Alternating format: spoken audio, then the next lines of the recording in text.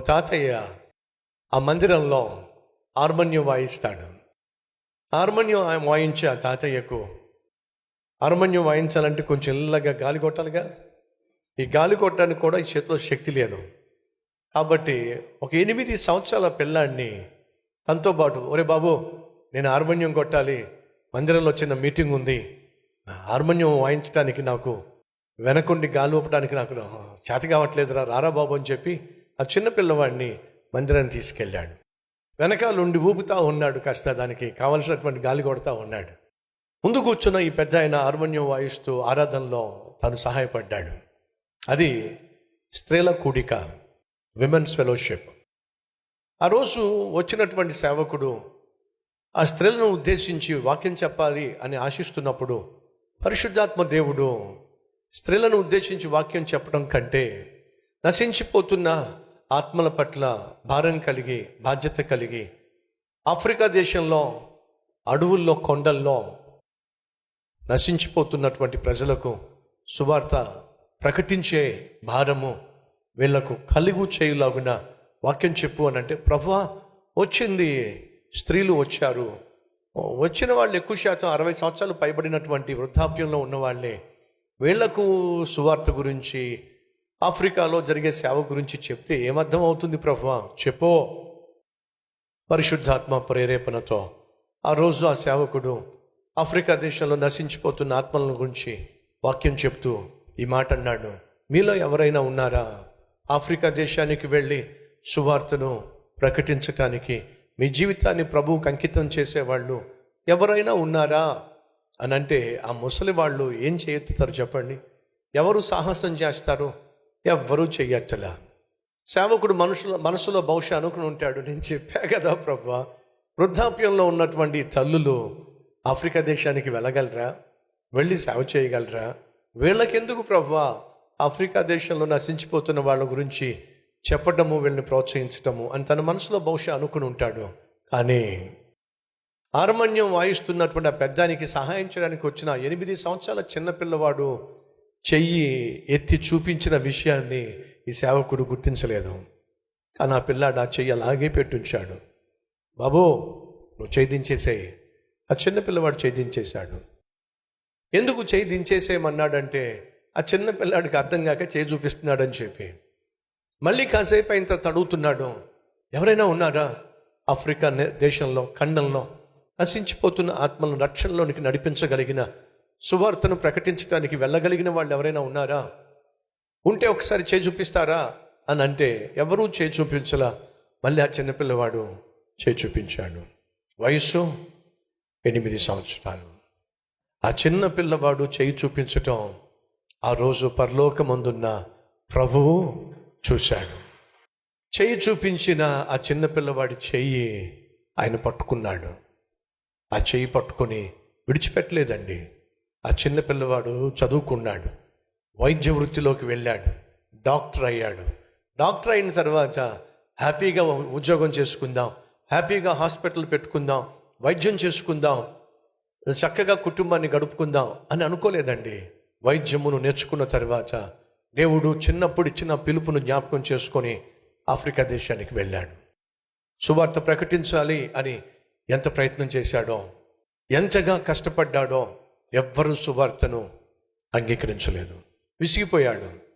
ఒకవైపు భార్యను విడిచిపెట్టి, బిడ్డలను విడిచిపెట్టి తను వచ్చాడు. ఇక్కడేమో ఎంత ప్రయాసపడి సువార్త ప్రకటిస్తున్నా ఏ ఒక్కరూ కూడా రక్షింపబడకపోవడం చూసి చాలా నిరాశపడ్డాడు.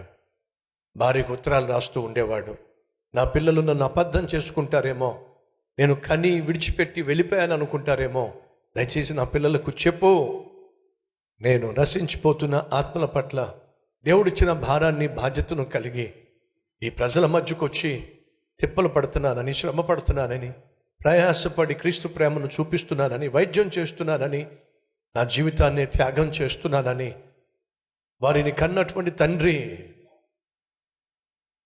దేవుని కోసం రోషం కలిగి జీవిస్తున్నాడని వాళ్ళకి తెలియచేయి ఉత్తరాలు రాసేవాడు.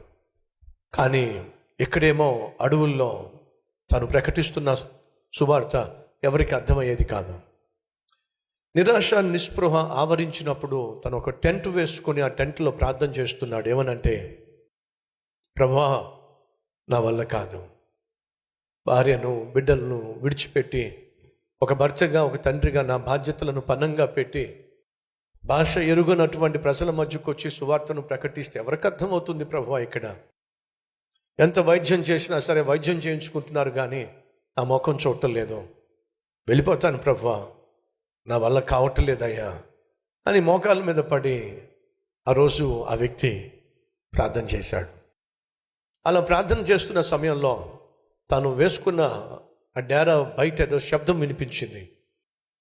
ఆ రోజుల్లో ఇతడు ఎక్కడ దొరుకుతాడా చంపేద్దాము అని చెప్పి మనుషులను తినేటటువంటి మ్యానీటర్స్ అతని కోసం వెతికేవాళ్ళు. కాబట్టి రహస్యంగా తాను దాక్కొని తప్పించుకునే ప్రయత్నం చేస్తున్న సమయంలో బయట అలికిడి వినిపించేసరికి నన్ను చంపడానికి ఎవరైనా వచ్చారేమో అని చెప్పి తన కిటికీకి ఉన్నటువంటి తెరను పక్కకు తొలగిస్తే ఒక కుక్క కనిపించింది. ఆ కుక్కకు గాయం ఉంది. ఆ గాయంలో నుండి రక్తం కారుతూ ఉంది. అది చూసినటువంటి ఆ సేవకుడు గబగబా బయటకు వచ్చి పారిపోతున్న ఆ కుక్కను పట్టుకొని తన గుడారంలో తీసుకొచ్చి తను డాక్టర్ కాబట్టి ఆ కుక్కకు వైద్యం చేశాడు. గాయానికి ఆయింట్మెంట్ రాసి గాయాన్ని కడిగి ఆయింట్మెంట్ రాసి కట్టుకట్టి కుక్కకు సువార్త చెప్పాడు. కుక్క దేవుడే నిన్ను సృష్టించాడే, నీకు కష్టం వచ్చినప్పుడు గాయమైనప్పుడు నీకు వైద్యం చేయించడానికి దేవుడు నన్ను పంపించాడే, దేవుడు నిన్ను బహుగా ప్రేమిస్తున్నాడే అని చెప్పి కుక్కకు సువార్త చెప్పాడు. ఎందుకయ్యా అంటే మనుషులు అతను చెప్పే సువార్తను అర్థం చేసుకోలేకపోయారు కాబట్టి.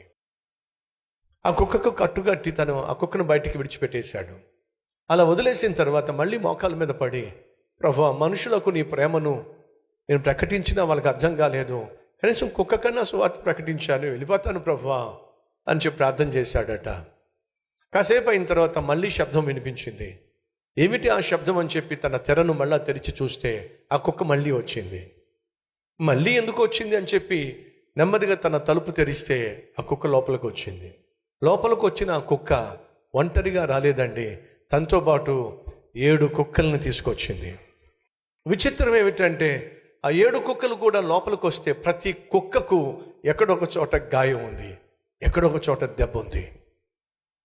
ఆ కుక్కను వెంబడించిన 7 కుక్కలు లోపలికి వచ్చిన తర్వాత తాను ప్రతి కుక్కకు వైద్యం చేసి ఆ గాయాన్ని తుడిచి కట్టాడు. ఆ కుక్కలు ఎంత సంతోషంగా మళ్ళీ బయటికి వెళ్ళిపోయినాయో. ఆ రోజు దేవుడు మాట్లాడాడు, ఆ కుమారుడా, ఆ సేవకుడా, నిరాశ నిస్పృహలో ఉండి ఈ ప్రజలను విడిచిపెట్టి వెళ్ళిపోతాను అంటున్నావు. కుక్క నేర్పించిన పాఠం నీకు అర్థమైందా? ఒక కుక్క బాగుపడితే అది వెళ్ళి 7 కుక్కలను తీసుకొచ్చింది.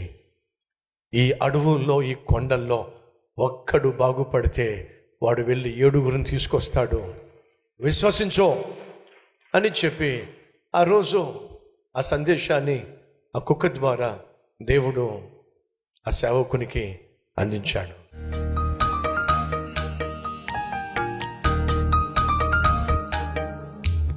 మహాపరిశుద్ధుడు అయిన ప్రేమ కలిగిన తండ్రి, బహుశ్రేష్టమైన సూటి అయిన స్పష్టమైన సందేశాన్ని మాకు అందించినందుకు వందనాలు, స్తుతులు, స్తోత్రాలయ్యా.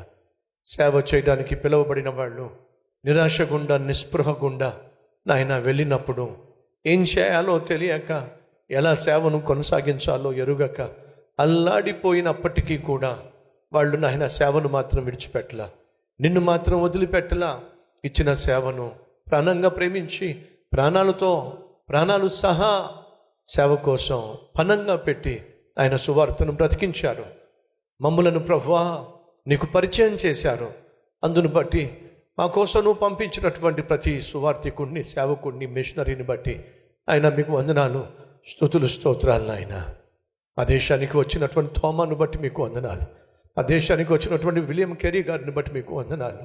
నాయన ఈ విధంగా ఒక్కొక్క దేశాన్ని రక్షణలోనికి నడిపించడానికి మీరు వాడుకున్న ప్రతి సేవకుడిని బట్టి మీకు స్తుతులు, స్తోత్రాలు చెల్లిస్తున్నాం. నేటి తరానికి నాయన మేమే కదా సేవకులము, మేమే కదా సాక్షులము, మేమే కదా నీ చేతిలో సాధనాలము, పనిముట్టులము నాయన. కాబట్టి ఉన్న పలానా మా జీవితాలు మీ చేతికి అప్పగిస్తున్నాం, అంగీకరించాయా. ఏదైనా సేవకుని కనికరించి రాబోయే రోజుల్లో అయ్యా మరింతగా నిన్ను ప్రేమించే, మరింతగా నిన్ను సంతోషపరిచే, మరింత నమ్మకమైన సేవ చేసే కృప అనుగ్రహించమని యేసునామం పేరిట వేడుకుంటున్నాం తండ్రి, ఆమేన్.